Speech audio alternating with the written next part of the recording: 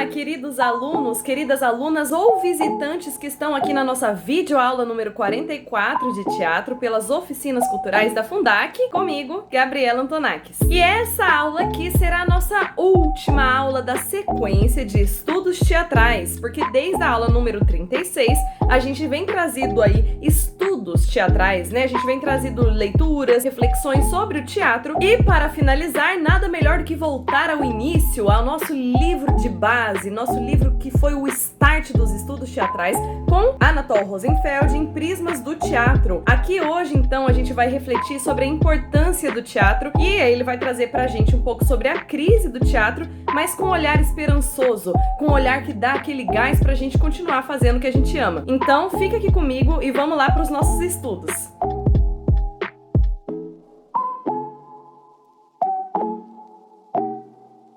Bom, gente, nesses estudos a gente começou falando sobre a essência do teatro, né? E a gente foi caminhando, principalmente, pensando no treinamento, no trabalho do ator. E hoje a gente vai voltar ali um pouquinho lá pro início, que fala mais sobre o teatro dessa visão mais ampla, não só sobre o treinamento, mas sobre o acontecimento teatral. E o Rosenfeld vai trazer aqui pra gente um pensamento que tem tudo a ver com o Brasil, né? Porque ele tá falando aqui da década de 70, mais ou menos, mas ao ler vocês vão ver como que é interessante que parece que tá falando sobre agora mesmo. E vai trazer uma reflexão pra gente que vai voltar ainda pro que é fundamental ao teatro e ainda refletindo sobre a continuidade dessa arte, né? Visto aí que veio cinema, veio videoaula de teatro, várias coisas mudam dentro do fazer teatral, mas ele mostra pra gente como que ainda assim existe interesse pelo teatro da forma que ele é, em suas várias manifestações. Então, vamos pra nossa leitura, eu vou trazer aqui alguns trechos, tá? E também vou trazer no meio uma outra referência que já veio aqui nos nossos estudos,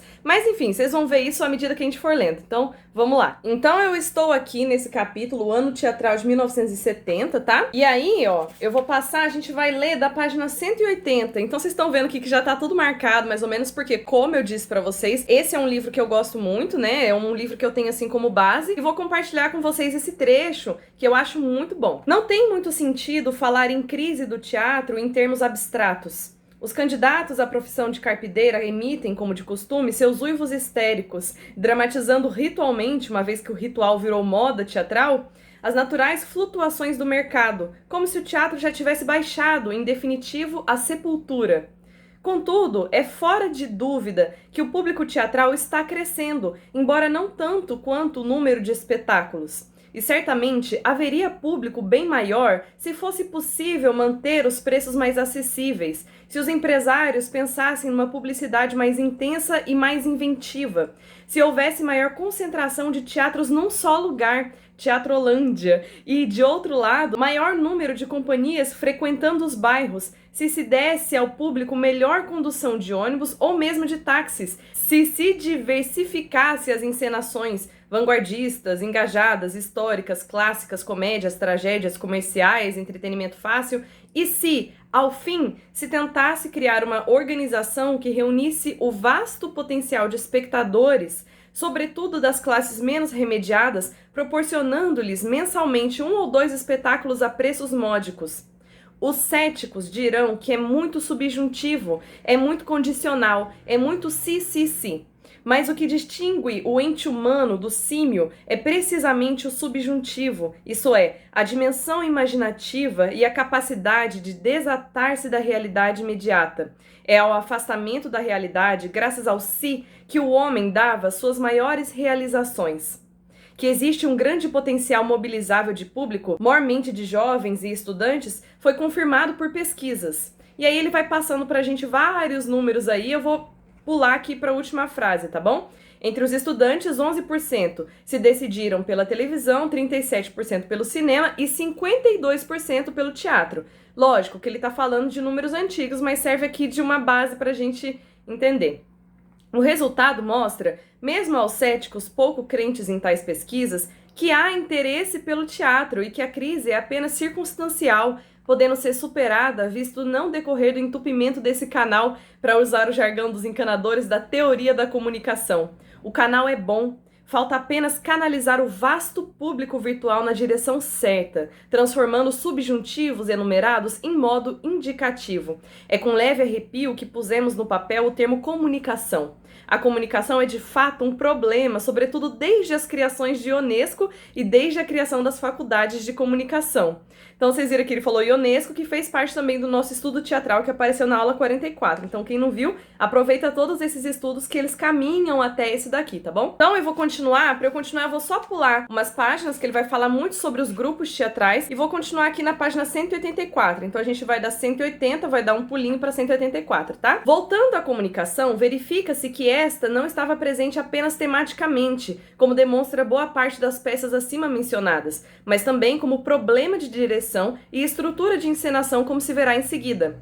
Muitos diretores, seguindo uma linha Artaud, José Celso, linha moderna, moderninho, modernosa, conforme o talento e a capacidade de imitação simiesca ou criativa, chegaram à conclusão de que o futuro do teatro depende de uma nova comunicação entre palco e plateia, ainda que seja cuspindo na cara do freguês. Nesse ponto, Aristófanes conseguiu antecipar-se a José Celso ao agredir os atenienses. Então, gente, Aristófanes também apareceu aqui nas nossas aulas, hein? Pra quem não assistiu, só subir na nossa playlist de aulas que tem aulas sobre Aristófanes. Continuando, os diretores up-to-date, tendo de lutar contra a concorrência da televisão, rádio, cinema e discos, lembraram-se do fenômeno básico do teatro. Aí agora tem o YouTube também, né, gente? A relação não mediada, viva, existencial entre palco e plateia, e daí decorrente, lembraram-se do fato de o público, no teatro, não ser apenas objeto passivo de mensagens despejadas pelos canais, manipulado de cima pelo suave terror dos veículos de comunicação de massas, mas bem ao contrário, coparticipante, crítico, ativo. O teatro é o lugar ontológico, com perdão da palavra, onde o freguês pode cuspir de volta, o que em teoria da comunicação se chama feedback, também realimentação ou retorno imediato. O espectador é, literalmente, não apenas receptor, e também emissor e fonte. E para complementar esse pensamento aqui, essa colocação do Rosenfeld sobre o público, né, sobre o teatro ser essa arte viva, em que existe um feedback imediato, né, isso é algo essencial ao teatro, eu vou trazer só um complemento com uma frase, com um trecho de um outro livro que já apareceu nos nossos estudos teatrais, e aí eu vou trazer um trechinho pequeno só para complementar, e a gente volta já pro Rosenfeld para fechar os estudos. Então aqui, ó, na página 245 ele fala, Tortsov, né, uma fala do diretor aqui que ele tá colocando. Se querem aprender a apreciar o que recebem do público, deixem-me sugerir-lhes que atuem num espetáculo para um auditório completamente vazio. Gostariam de fazê-lo? Não, porque representar sem público é o mesmo que cantar num salão sem ressonância. Representar para um público numeroso e simpatizante é como cantar numa sala de acústica perfeita. A plateia é para nós a acústica espiritual. Sob a forma de emoções vivas, humanas, devolve-nos o que lhes damos. Então segura aí que ele falou viva, humana. A gente vai voltar agora para o Rosenfeld. Na página 196 já, para fechar, em essência, todavia, o teatro, enquanto teatro, não pode imitar as experiências mais avançadas das outras artes. Por mais radicais que tenham sido suas inovações, não pode deixar de ser figurativo, não pode dispensar o homem, nem pode deixar de conceder ao ator no espetáculo, depois de o diretor ter exercido o seu reino, o lugar central para projetar e interpretar o mundo. O teatro é humanista até a medula. A mediação no teatro se faz, em essência, através do homem, ao passo que as outras artes se comunicam através de formas, imagens, cores, palavras, sons, podendo, por isso mesmo, dispensar o homem ou atribuir-lhe um lugar marginal. Então, gente, com essa aula, que é a finalização dos nossos estudos teatrais, que é essa parte mais teórica, o propósito que eu tinha, né, em trazer esses trechos para vocês é refletir sobre a importância do teatro, a perseverança do teatro e a essência do teatro, né? Que ele coloca em todos os nossos estudos, aparece ser humano, a condição humana, o olhar para o ser humano e essa troca viva e imediata. Então, quantas vezes apareceu aqui pra gente nos nossos estudos o teatro vivo, né? A palavra humano, dá até pra gente fazer uma brincadeira e contar. E com todos esses elementos que a gente levantou aqui nos estudos, né? Agora vocês viram também mais ainda destacado o lugar do público no teatro, né? O lugar de ter um feedback que tá ali na hora, respondendo na hora em que está sendo feito, né, a peça. E por mais que o público não fale diretamente aos atores,